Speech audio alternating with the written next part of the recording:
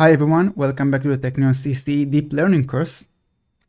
I'm Tal, and in this tutorial we are going to continue discussing how to learn good representations, but this time we are going to tackle this challenge from an unsupervised or self-supervised perspective, which means that we are not going to use any labeled annotations at all. So let's begin.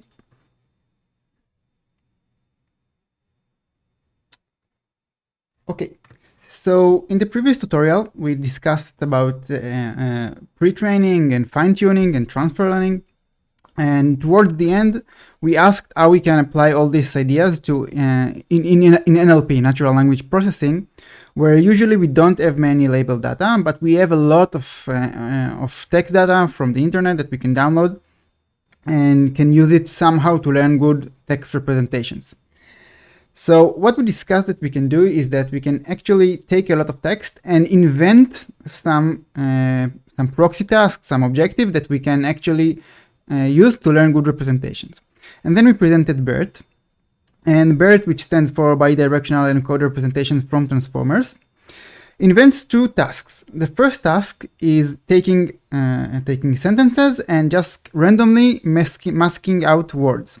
And now we form a classification task where we need to classify the missing words. Now this is easy because we can take any text and just randomly mask out words. So no need for labeled annotations here, we can invent the labels. Another task that BERT optimizes for is prediction of the next sentence. So just a binary classification task where given two pairs of sentences, we need to predict whether these two sentences are consecutive. And it's easy to create this data because we can just take two pairs of consecutive sentences and give them the label is next sentence. And for the negative data, we can just randomly sample sentences from the data and combine them together to create a negative pair, right? So BERT is trained with these two classification tasks.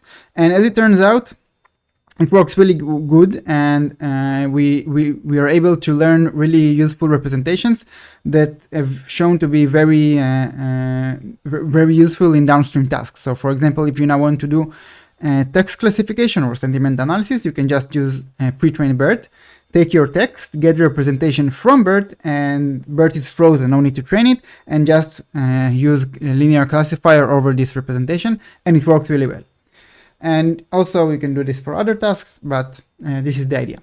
So this is the first taste of self-supervised learning because we didn't need any user labeled annotations. We just created or invented these labels from self-supervision. We came up with some pretext or proxy task that would be useful to learn good representation.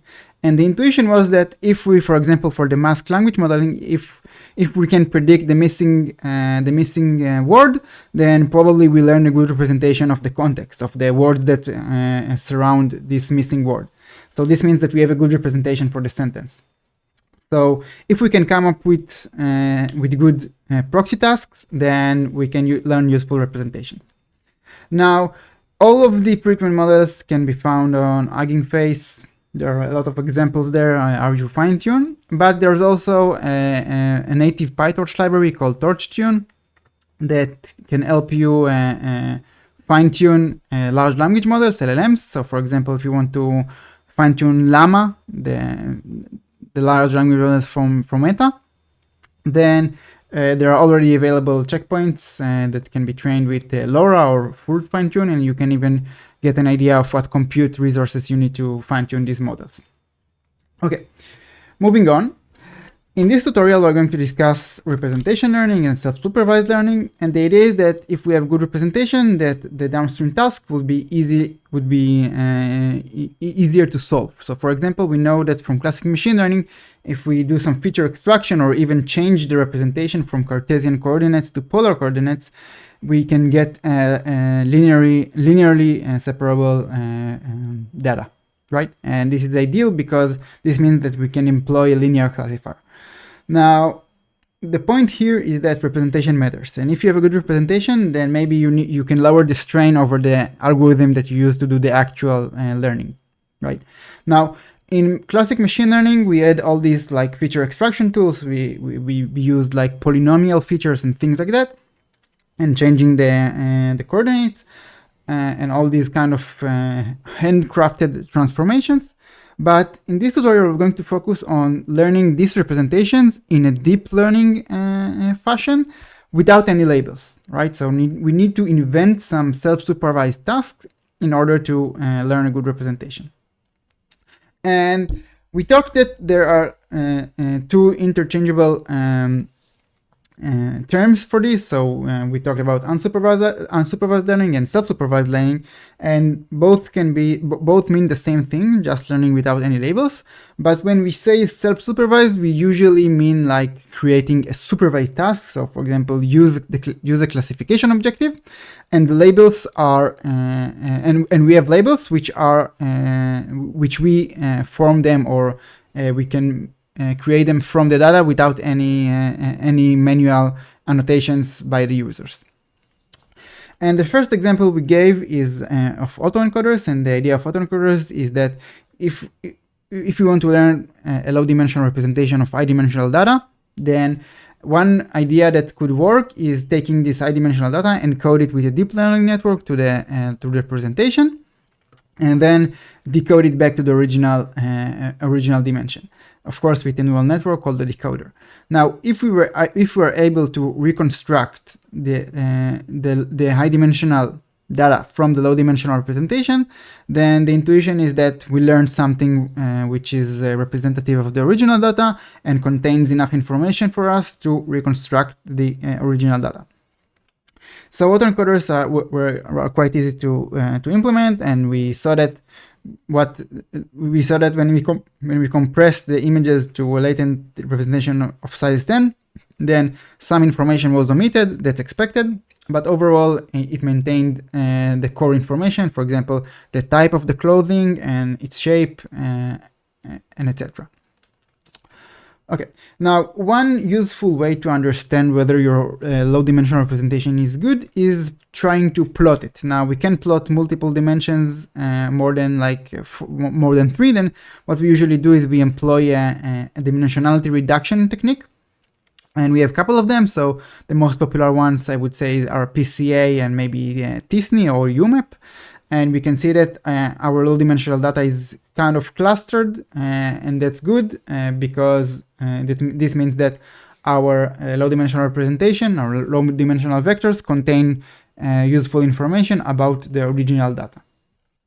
Now we can take this representation for downstream tasks, and actually when we get labels, usually low amount of labels, then we can just use these representations to quickly learn with these representations. Okay, so let's talk about a bit more about self-supervised learning and what's the idea behind it. So self-supervised learning, it's kind of unsupervised learning because we don't use any user annotated labels, right?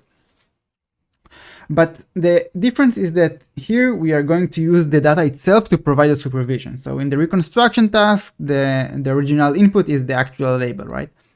And the usual idea is to withhold some part of the data and then ask a neural network to predict it from the remaining parts. So we saw that in BERT, where we masked out words and we asked BERT to predict the missing words. Basically, it requires us to decide what proxy loss or pretext task the network tries to solve. And depending on the quality of the task, good semantic features can be obtained without actual labels. For learning word representation, it turns out that there is a strong signal from a classification objective, so cross entropy, for example, which can help guide us to formulate proxy tasks that involve creating labels in a self-supervised manner. For example, BERT create labels by masking out words, right? And this idea can also apply to images with masked autoencoders. I'll talk about it in a minute, but again, it turns out that classification has a stronger signal, for example, than regression, right? Okay, so what are the advantages over supervised learning? So, of course, collecting annotations or labels, it can be expensive, right? We need to hire people, and we need to design the framework for them to annotate, and that costs money and, of course, time. And also there is kind of data where there are privacy concerns, for example, medical data or legal data, right? So again, when we need to expose this data to other people for them to annotate, it can be also quite a cumbersome process. And the advantage of learning without any labels is that we already have a lot of available data, right? So the entire internet is open for us. We can download all the videos, all the images, all the text, and basically this is what the large models, including large language models, are doing today. So when you train your model to predict the next word, you don't actually need labels because you just collect the data and you already have the next word, right? So you can just download the entire internet and predict the next word. And this image summarizes the kind of tasks that we can invent, right? So the idea is to predict any part of the input from any part, so we can predict the future from the past. For example, this is what next word prediction models are doing, like GPT. Predict the future from the recent past, predict the past from the present, right? And predict the top from the bottom, predict the occluded from the visible, like in mask modeling in language and images. I'll show you in a second. And pretend that there is a part of the input that you don't know and predict it. So basically, if we learned, if the model understands the context, then it can fill in the missing parts. And this means that the model learns something useful, so the representation is useful. Okay. Now, there are many approaches to form self-supervised learning, and I'll give you an example for a couple of them, and then we will focus on contrastive learning, which is a family of models that is trained using certain objectives. So the question we ask here is what kind of tasks we can invent, right? So here are examples. So for example, denoising autoencoders or mask autoencoders, right? So these are easy to implement. We just we just mask out part of the image and ask the model to predict the missing pixels. Or in denoising autoencoders, we just take the original data, we add a little bit of noise, and then we ask the model to clean this noise.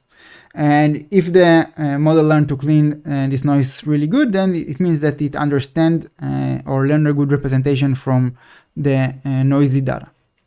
Another example is in painting. So it's very closely related to mask autoencoders, and the idea is that we just mask out certain parts of the image and ask the model to in-paint the missing parts. Another example is colorization. So basically you can take color images, and just change their colors to grayscale, and then ask the model to color the image. And basically, if it learned how images or how natural images are illustrated, then it means that it learned a good representation. So if it knows that the sky is blue and not purple or something like that, then it means that it learned good representation for images with skies. Okay. And these are all self-supervised because we don't need labels for this. We just take the original data and we add some noise, we change the color scheme, and all these things can be done without any hard work, right? Another type of task that we can form is, for example, relative patch prediction, jigsaw puzzles, or rotation prediction. So I'll show you an example of rotation prediction. Basically, you can take an image, rotate it in a finite amount of rotations, right? So for example, if you have 8 degrees, then you have 8 new labels, right? And you just need to predict. So it's classification task. You need to predict the rotation from the current image. Okay. So if you have a rotated airplane and the model predicted rotation well, that it means that it learned a good representation for airplanes because it knows what is the shape or how airplanes should be oriented, right? Now, the final part of self-supervision is contrastive learning, and this is what we're going to talk about in this tutorial for the most part. So let's leave it for later. But now let's take a look at some examples. So the first one, and by the way, you have a link for this self-supervised learning demos notebook on the GitHub. Okay, so one example is called context encoder, and this is like the in-painting task. So we mask out some parts of the image and we ask the network to complete. So and there are certain types of in-painting that we can do. So we can in-paint just this large area in the center. We can mask out multiple areas, and it doesn't even have to be a rectangle. We can just use random shapes, right? So the idea is that it's easy to create this data, right, and the labels. It's very easy, and we just need to reconstruct the original data, right? So there is a code here for an example network which is based on convolutional neural network, and you can see that the network learned to in-paint somewhat like I would say with mediocre performance. So you can see that some images the in-painting is good, other ones it's not that good, right? Now what we usually do when we want to test whether our model learn good representation is we can just take this representation. So after we are done training your self-supervised method, you are going to take your model and you're going to pass it the entire training data, get the low representation dimension, the low dimension representation, right? And then you can just do linear classification. So in this case on CIFAR10 we have the labels. So we did not use labels to train this model, but at test time we get the labels, and we now want to see how good is the latent representation. So we just try to classify this latent representation with a linear classifier. Okay, now you can see that the accuracy is not that well, so 53%, and the top 5 is better, but that's not very smart because we have 10 labels anyway, so that's not really impressive. So the top one is not that good. So, and you can also see the performance, which is not too impressive, so I guess this correlates with the actual performance. Now, another thing that people usually do, in addition to linear classification, is a nearest neighbor test. So we can encode to the latent representation using our learned model, and then we can see and take a look at we can take a look at the vectors, the low dimension vectors, and see the neighborhood, right? See which vectors are near to one another. So in this case, given this image, you can see all of the neighbors. Now I want to give you a proper example. So take a look at this image. So here we have an airplane, right? Now we encode it to the latent space, and we also did this to the entire data, and we can see the top 16 nearest neighbors in the latent space. Now what you can see here is that the model mostly learned to look at the background, because the nearest neighbors are not only airplanes but also birds, right? And I think, yeah, sometimes it also gives boats, but because the sea is blue. So this is why this emphasizes why this model is not that good, because it learned to look mostly at the background, and it's not that good. And this task is reconstruction, right? So we use the MSE or something like that to reconstruct the pixels, to decode the pixels, right? So this is not this is not an amazing task, but it learns something, right?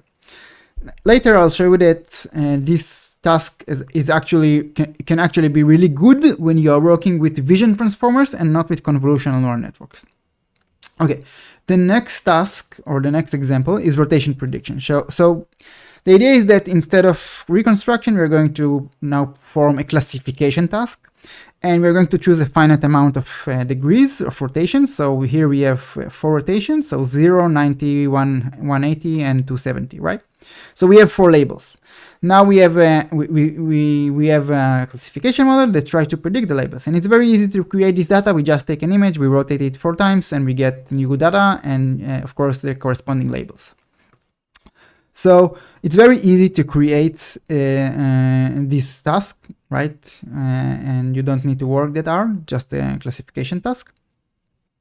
Now let's do the same experiment. So for linear classification, you can see that the results are much better. So almost 80% also for the test set, which means that this classification task learned better representation than the MSE one, than the reconstruction one, right? So there is a strong signal from the classification objective. Now, as for the nearest neighbors, now let's take a look at the here. You will see that it's mostly, so here we have a sheep, right? And you can see that the nearest neighbors are mostly sheep, which is good. It's better than the reconstruction one. Okay, let's go back. So these examples for I would say more traditional self-supervision methods, but now we're going to talk about the more recent stuff. But before we do that, I just want to mention masked autoencoders with vision transformers. So not the ones with the CNNs that I show you, the context encoder one. So it turns out that since in vision transformers we don't have convolutional neural networks, we actually work with patches as tokens. So we can actually do something very similar to BERT, right? We can just mask out patches and then ask the network to classify the correct patches, right? So the idea is that the pre-training we are doing here is we are taking a large corpus of image data, and during pre-training, large random subset of image patches. So for example, typical numbers are 75% of patches and higher are masked out, which is a lot, right? You can see here that a lot of patches are masked. Now, then we have an encoder, which is based on vision transformer. It encodes these patches, and if the attention between these patches learned good information or useful information, then we will able to fill in the missing patches, right? So this is what the decoder is doing. As it turns out, it works really well. You can see the performance. So we mask out like 90% of the patches. You can see that this is the original image and this is the reconstruction. So the attention in the vision transformer is actually helped us learn really good representation, because from this low subset, this small subset of patches, it was able to reconstruct this image, which means that it understands that this is a car, which is nice, right? And you can see the performance here. And today, masked autoencoders are quite competitive with the methods I'm going to show you in a minute. Okay, so very useful. You can use it. There are very interesting developments of this idea. Check them out. There are a lot of models in the awesome MAE models, right? So MAE is masked autoencoder. Okay, nice. So let's focus on the main thing today for today's tutorial, which is contrastive learning. So contrastive learning is an approach to formulate a task of finding similar and dissimilar things for a machine learning model. So basically what classification does when given labels, right? So contrastive methods, as the name implies, we learn good representation by positive and negative examples. So we want to pull closer positive example and push apart negative example, right? But here is the question that we ask here: how do we create positive and negative examples when we assume that we have no labels at all? So we need to define some criterion for positive examples and negative examples.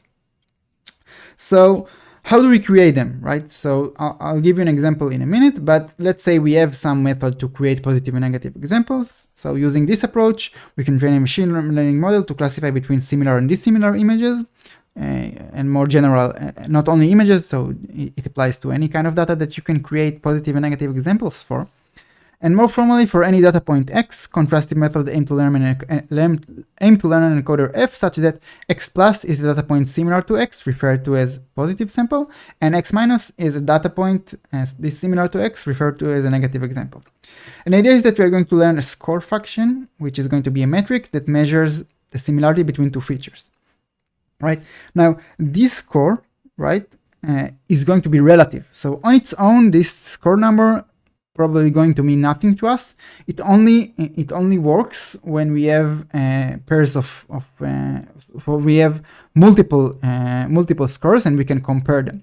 So here's an example. So let's say we have an image of cat, and now we have a set of 4 images, and we want to match the correct animal.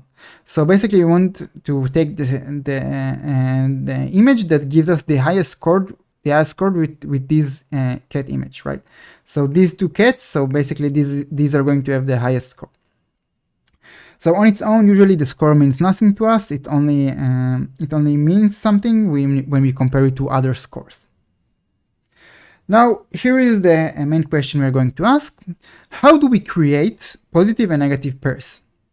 So here is an example. Okay, so there are multiple ways to achieve this. So for images, for example, so we can create positive examples by taking an image and applying an image augmentation.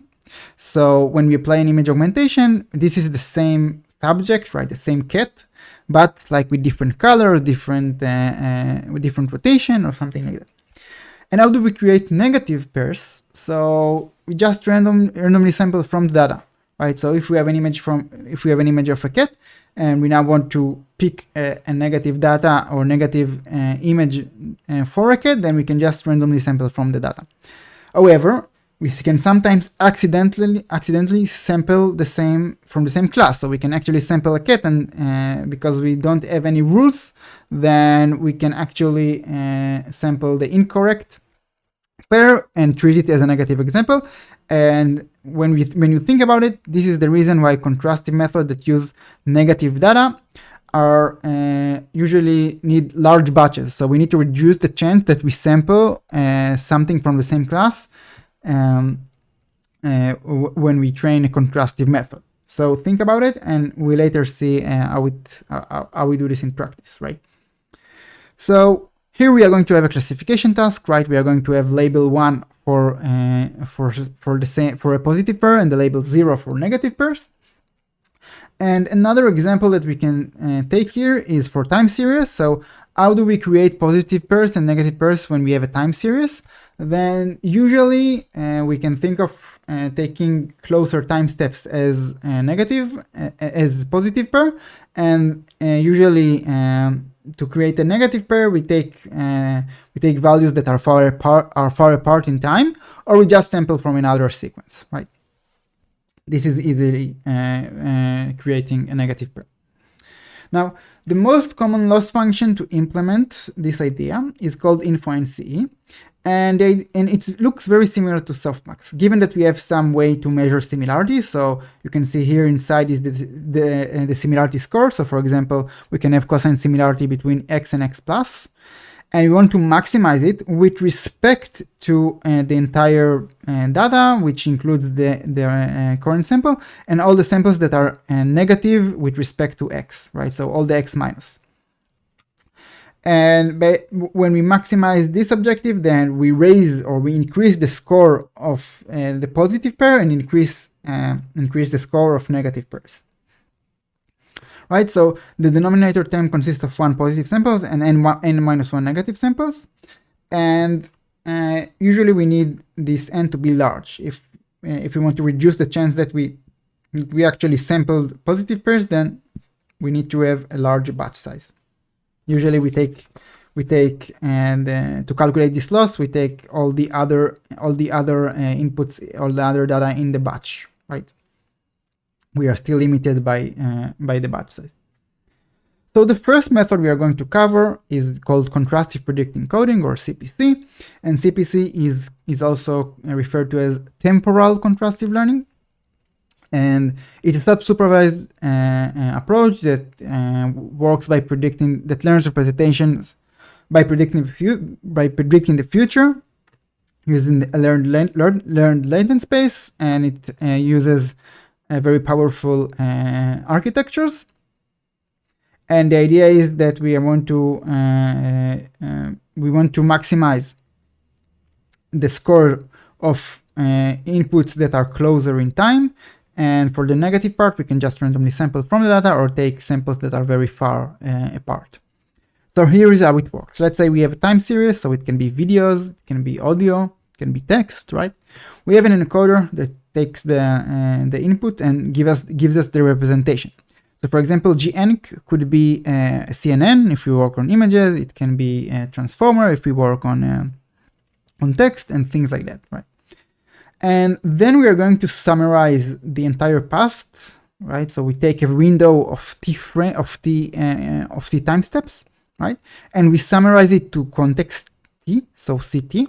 And the way we aggregate or collect this information is using an autoregressive model, GAR, which is usually something that can summarize time steps. So for example, LSTM, GRU, transformer, a model like that.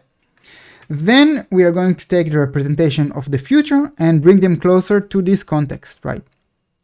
And all the gradients propagate to the representation, to the z, and we use for the similarity measure we use just dot product between the context and the representation with some learned wk, which are learned parameters, right? And the idea is that we are going to use the info NCE loss, and for the similarity we use this function, and for the negative we just randomly sample from the data, and it works really well. And actually in the original paper they used the context window of 1, so t equals 1, and it worked really good even for t equals 1, right? So they used for images, they use convolutional layers, and for the autoregressive model they use the GRU to aggregate the data. But it works really well even without, for time step 1 you don't actually need to aggregate it, you can just use the representation from time step 1 and predict and bring it closer to the representation of the future time steps. Right, nice. So this is CPC, and today we also have CPC v2, and it's very popular when you work on time series, right?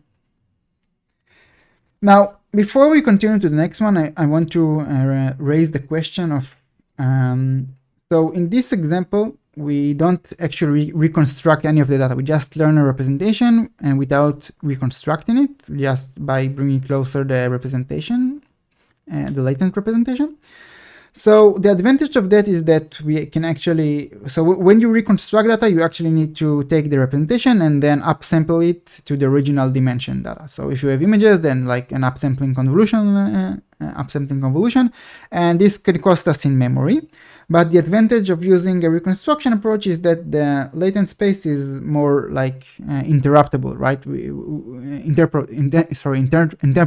Interpretable, right? Because we now can take a latent representation, we can decode it and see what it means. But when we don't reconstruct data, then of course we have a lower memory footprint. We don't need to upsample the data, but we might have a problem to explain what was learned because everything here is latent and we don't have something to go back from the representation to the original data. So there might be issues in explainability. So just keep that in mind. Okay, the next method that actually was one of the most impactful methods, because it opened this field to the many other methods that came after it, and it's called a simple framework for contrastive learning of visual representations, or SimCLR, or SimCLR in short. This is a method that is affiliated with Google, and they use a lot of data, and it's very simple, and it worked really well. And the idea of SimCLR is that we're going to take an X, an input data. So this is not temporal, right? We are going just static in time, right? And we're going to take a stochastic data augmentation model. This means just applying a random transformation. So if you recall, then we had like random crop and random horizontal flip and augmentations like that. So and we did this randomly. So we take an X, and for each image we apply 2 augmentations, and these are going to be a positive pair, right? Because these are augmentations of the same data input, data example, right? And specifically for SimCLR, they imply 3 simple augmentations, so random cropping followed by resizing back to the original size, random color distortions, and random Gaussian blur. And the authors find random crop and color distortion are crucial to achieve good performance, right? Now we have a neural network F, so this is the representation, right? So we are going to take a CNN, for example, and this is going to give us the representation age. Now here's the interesting part. We are not applying the contrastive loss directly on age, but we have another network, G, which is usually an MLP, a simple MLP, that projects the representation to some Z, and we apply the contrastive loss over Z, and not over the actual representation, but over the projection of it. Now with test time, we care about the representation, so we take age for the downstream task, but for training the method, we apply the contrastive loss on Z. Now, to create a negative pair, we are going to randomly sample from the data, right? And just like the standard thing to do, right? Okay. Now, they find it beneficial to define the contrastive loss on Z rather than age, and when they apply the contrastive loss directly on the representation, then it resulted in much worse performance, right? So apply the contrastive loss over the projection. Now, the idea is that we have a mini batch of n examples, which are randomly samples. And from each example, we are creating 2 views, 2 augmentations. So we end up with a batch with effective batch size of twice n, right? Negative samples are not sampled explicitly. Instead, given a positive pair, the other 2 n-1 augmented examples within a mini batch are treated as negative example. Now, this means that we need very large batch sizes in order to make these negative examples actually informative, because we want to reduce the chance that we sampled an image from the same class. Since we don't have labels, we don't have like a smart way to sample, we just randomly sample a mini batch. So if we have 2 cats in the batch, then they are both going to treat one another as negative sample, right? So we need to reduce the chance of this happening, and the way we do this is by having a large batch size. So typically a typical number is 2048. And this means that hopefully the other examples are from the other classes. Now, this is trained with a normalized temperature cross entropy loss, and it's very similar to the InfoNC. Basically, we have exponential of the similarity measure. In our case, this is cosine similarity, so just this example here. And you can see in animation what actually happens. So we have 2 images. And both of them are going through 2 random augmentations, and we want to bring these representations closer using this approach. And so we want to attract them. And for 2 images in the batch, we are going to repel the representation. So this is what this normalized temperature cross entropy is doing. Okay. So bringing closer similar representation, similar views of the same subject, and repelling images that are not the same.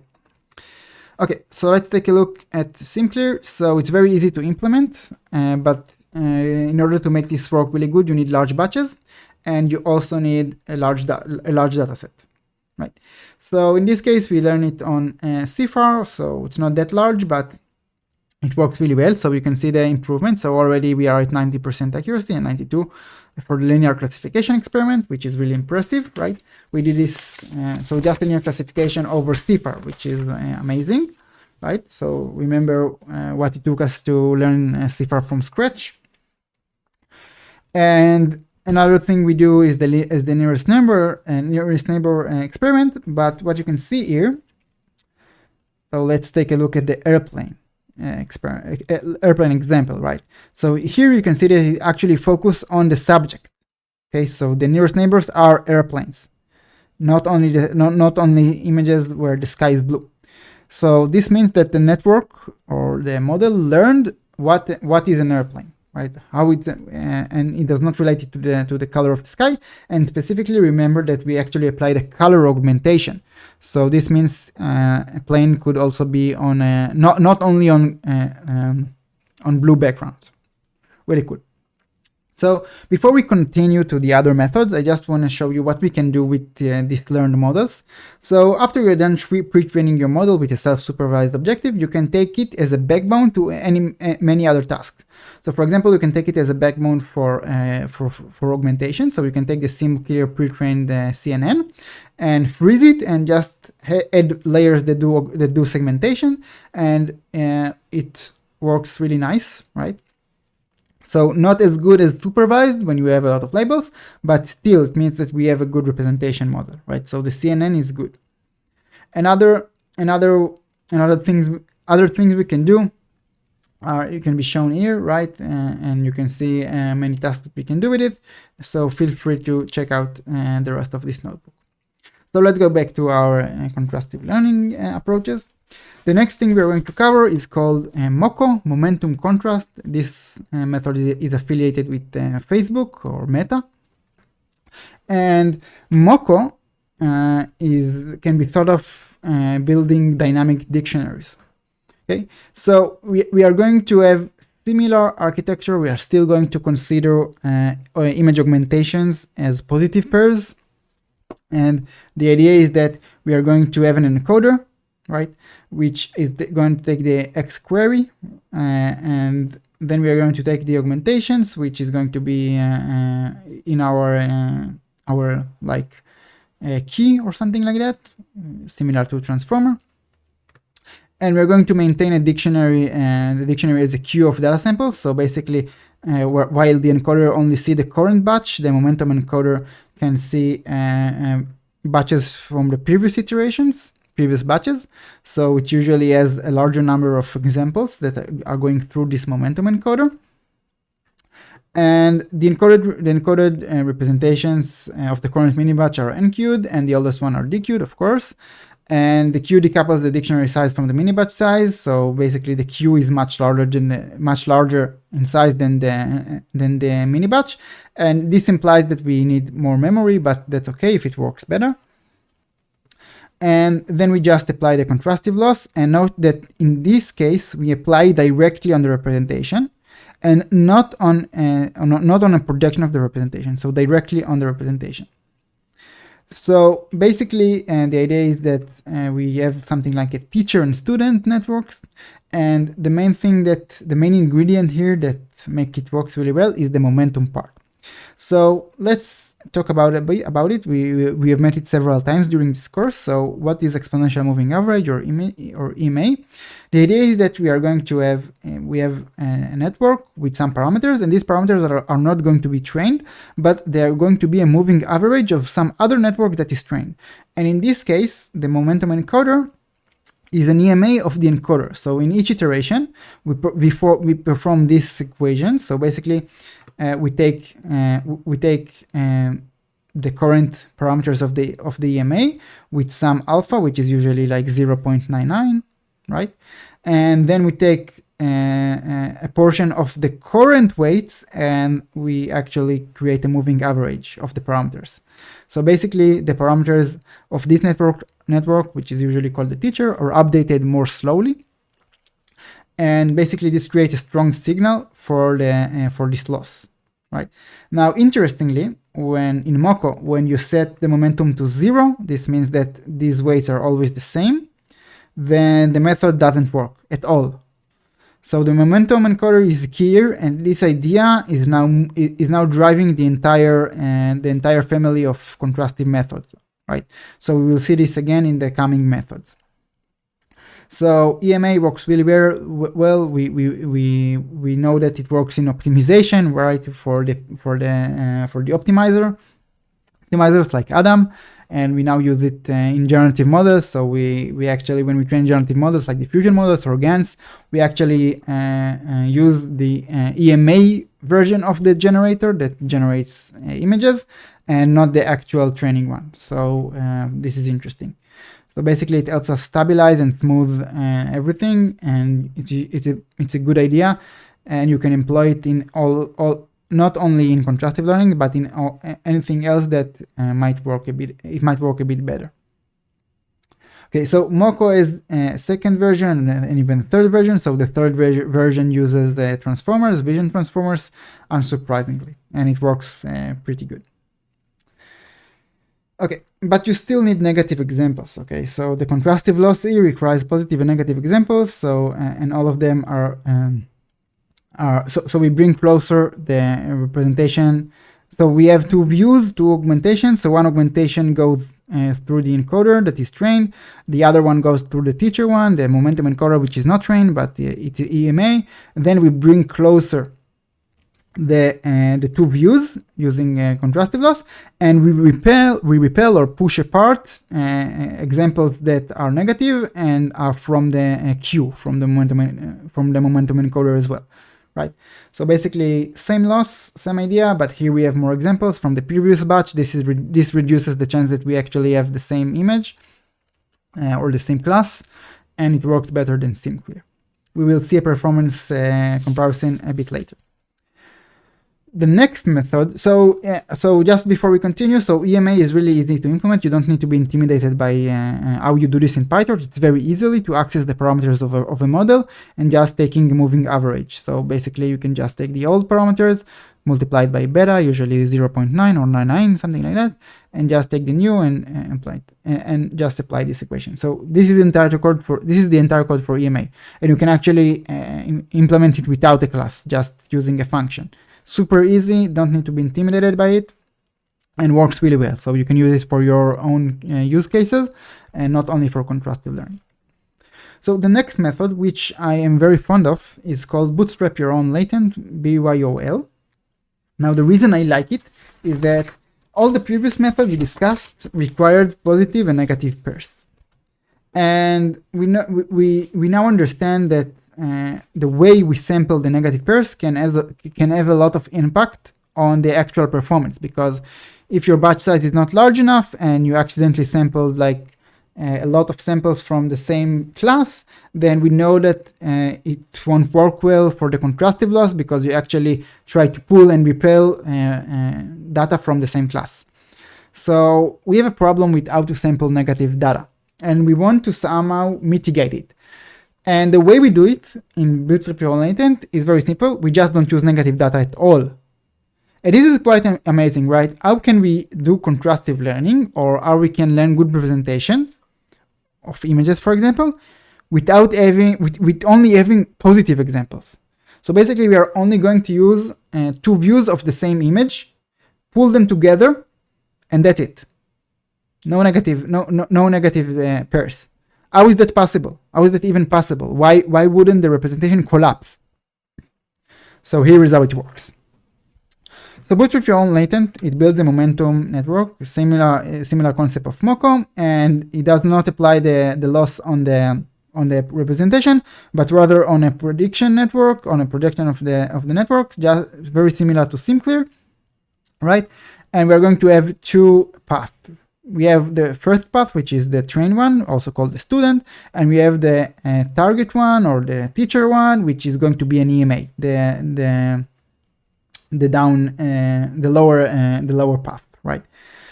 And here is how it works. We have an input image. We apply two random augmentations. One goes through the student one, the online one, and the second one goes through the EMA one, the target one. We have a representation network, so for example, a ResNet or CNN or something like that. We get the representation, so just G. Then we project it using an MLP, right? And now in the student one, we also have another network that tries to predict the projection. And the way we do this is by using like an L2 loss or cosine distance loss, right? So just something like regression. So if you use L2 is exactly regression. So we try to predict, so the student tries to predict the output of the EMA, of the teacher. Very weird, but works very, very well. So we only apply L2 or cosine distance between the positive pairs. No negative pairs here. Why does this work, right? So this is also called implicit contrastive loss, because it's not explicit, because we don't use negative pairs. And the reason it works is because these networks, they have something called batch normalization. So if you remember, batch normalization is a normalization layer that normalizes the activations, right, using the batch statistics. And the way Bootstrap Your Own Latent works is by using this batch normalization for an implicit contrastive learning. Why?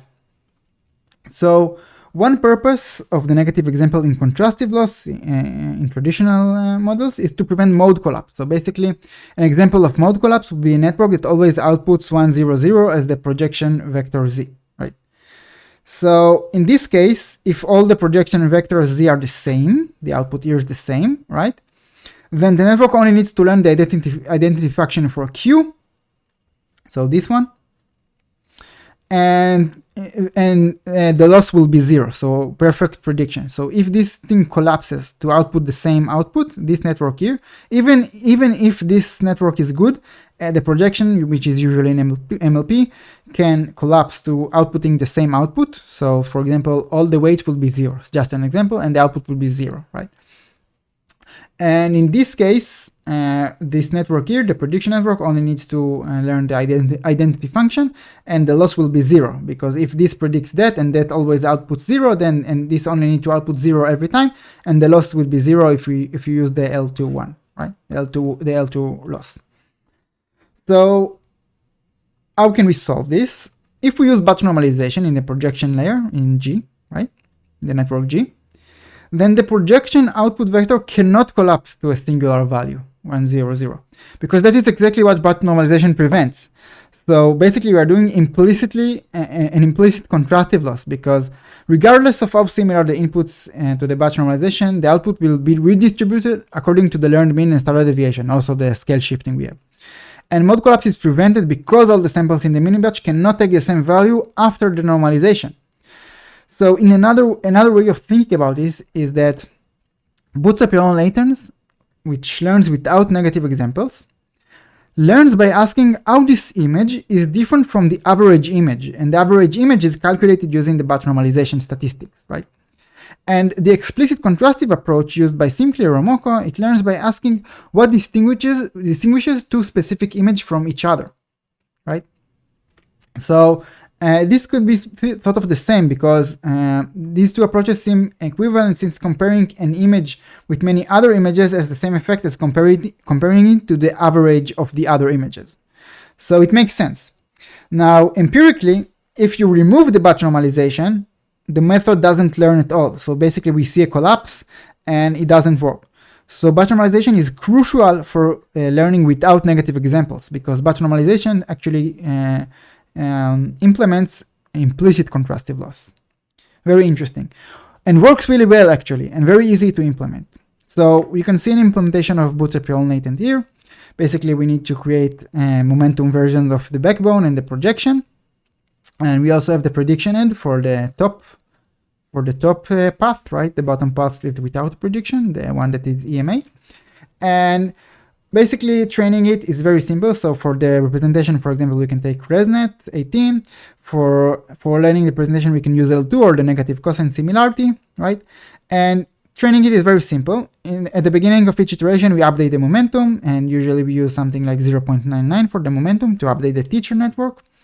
Then we take the two augmentations, right? We then get the outputs of the student one and the teacher one, and then we just bring closer the prediction part. Very simple, works very well. And we'll see a performance comparison in a minute.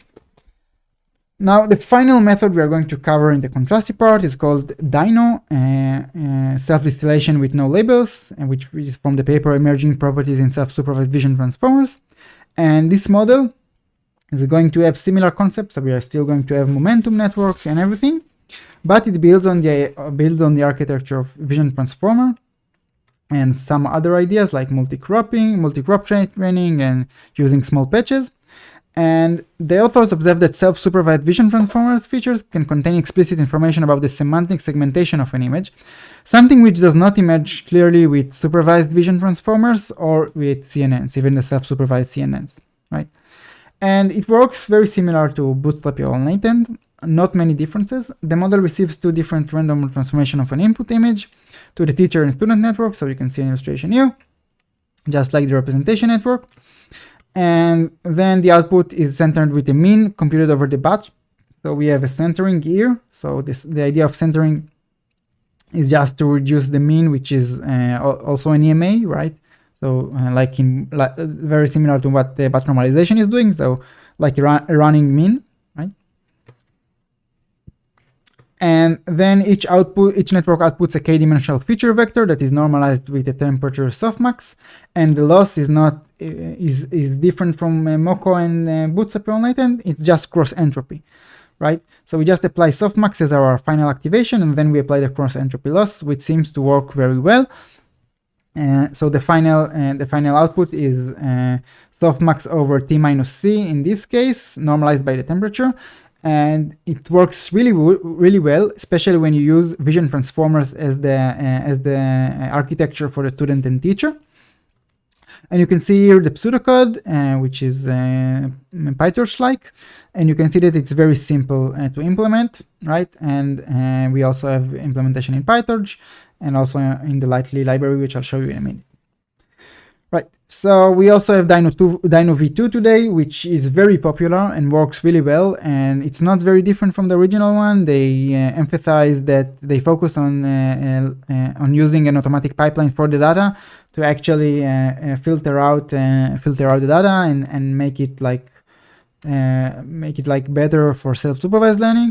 So basically, not surprisingly, the data helps us learn good representations as well.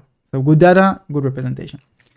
And they train it on very large scale data, so it works really well as backbone for many other tasks, and it's available here to download, and people have used it for segmentation, for classification. It's really good. I highly recommend checking it out, especially if you're interested with working with vision transformers. There is also pre-trained checkpoints on Hugging Face. So let's have a comparison of all these methods. So there is a popular benchmark. Usually people use the ImageNet benchmark with linear classification and KNN to see the performance. But here we have a very a smaller benchmark on something called an ImageNet, which is a subset of 10 easily classified classes from the original ImageNet. And the test they are doing here is KNN to understand what representation is the best in terms of accuracy. And this benchmark is tested on standard consumer hardware, so a 6000 GPU, and the batch size is not that large as well. So you can see the method we discussed and many more methods that some were mentioned in the lecture. So for example, bubble prints. But what you will see here is that the best methods are usually Bootstrap and Latent and DINO, right? So these usually output the best performance, and they are mostly more efficient than other methods. Okay. So you can see here more benchmarks and more methods, and basically this benchmark is performed by Lightly, which is a framework for self-supervised learning. They have all these methods are available to use and train in Lightly. You can see an example here how Lightly works. They have backbones for all the methods we discussed and for all the losses we discussed. Very good. I highly recommend checking it out. There are examples and tutorial right here. And you don't need to implement most of the stuff from scratch. Now, finally, I want to mention CLIP, which is a contrastive language pre-training. And CLIP has become very popular on its own and as backbones for other tasks. So people use pre-trained CLIP to extract representation for image and text pairs. And this works in many applications. So, for example, in robotics now, people use CLIP to guide robots, right? So the robot as a camera, the human sends a command in language, and then we use CLIP, which gives us a representation both for language and image, and these representations are closer together, and this is useful for any other task that you want to achieve. Now, how does this work? So the idea is that we're going to have a training data, which is pairs of text and images, which are paired. Okay, so it's true to say here that it's not exactly unsupervised. We need some data which is paired data and image, paired image and data, but it's easy to create this if you have access to a search engine and you just take a caption for an image and you can create this data very easily. But we actually use a self-supervised objective, which is going to be the normalized cross-entropy loss. And the idea is that we are going to have a text encoder, so for example, some transformer, and an image encoder, so for example, vision transformer or even ResNet. We're going to have the representation, and then we're going to bring closer the representation and the representation of the image and the corresponding text, right? and this is going to be the positive pair.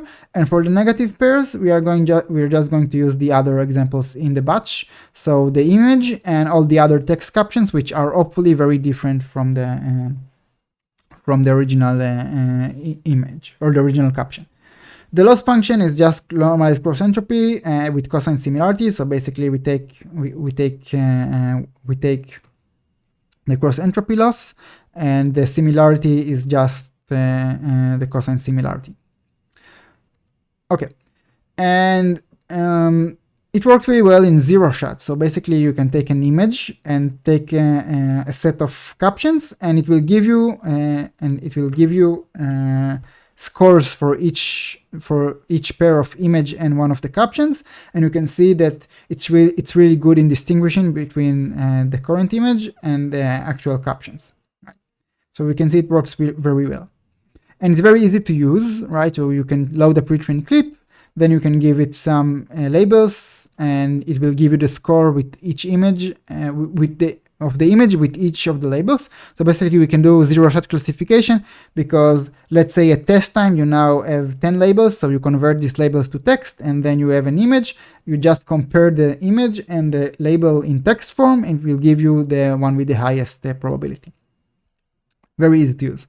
Now there are many extensions of Clip. Check them out, because there is a lot of work that has been done on Clip, and there's also OpenClip where you can actually train your own clip. They have pre-trained models on many datasets, but they also have code for training. So if you have your data and if you have per data of text and images and you want to train it on your own, and you have the compute to do this, then you can do it today. Okay. So again, there are videos here for everything we've talked about, and that's about it for this tutorial. So thank you for watching, and see you next time.